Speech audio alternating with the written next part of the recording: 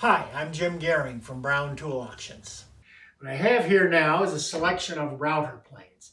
Now, these days, if you use the term router, almost everybody assumes you mean an electrical router, which has a spinning blade underneath it, and generally you can then, it's got a plunge feature that you can depress it below the surface of the wood in order to cut grooves or cutouts or whatever.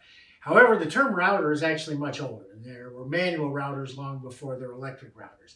And these are examples of router planes that were made before the introduction of electric routers.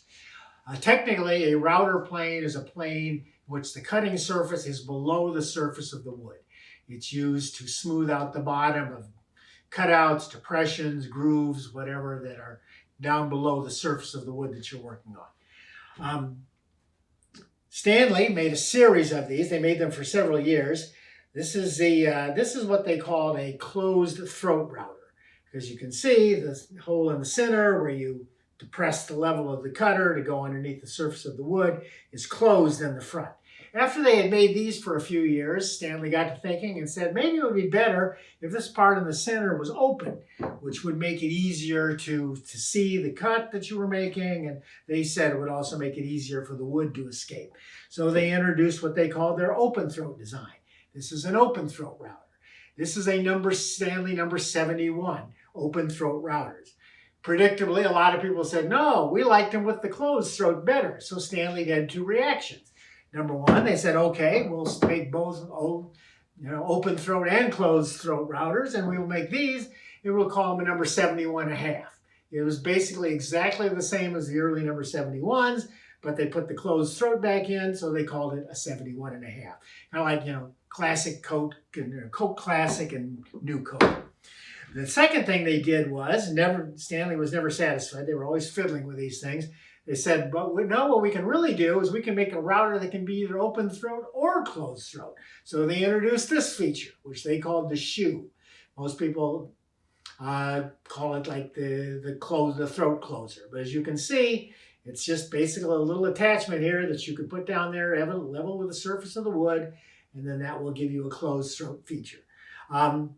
This is actually a fairly late number 71 because in addition to having the throat closer on it, it's also got an adjustable cutter that was introduced fairly late in the run so that you can raise and lower the depth of your cutter by using this.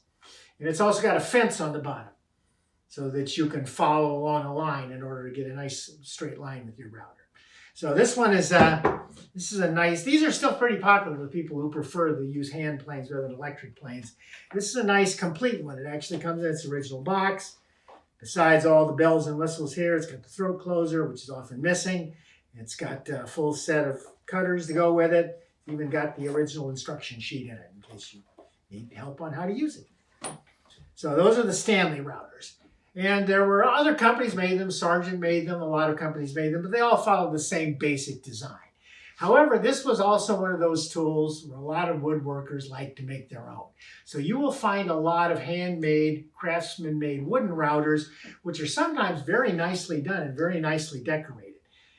This one, it's got some nice surface carving. It's got a date in it. It says made in 1881. These types of routers are often referred to as old woman's tooth routers. You can see because they've got kind of the blade that sticks down below there, like they're also called hag's tooth, kind of like the single tooth in the mouth. Actually, any old person, but they call them old women's tooth specifically. This is also sometimes called a D router because it's kind of shaped like the letter D. And again, they were also made very decorative. This one's got some nice chip carving on the surface. And here's one that's really nice, because as you can see, they didn't just do chip carving on the surface, but they did some very elaborate carving throughout. And this one's got a nice, this one's held in place by a wedge. This one's got a nice hand cast thumb screw to lock it into place. So this was a very elaborately made one. But again, you will find a lot of very decorative craftsman-made routers as well as the basic routers that were made by the big companies like Stanley.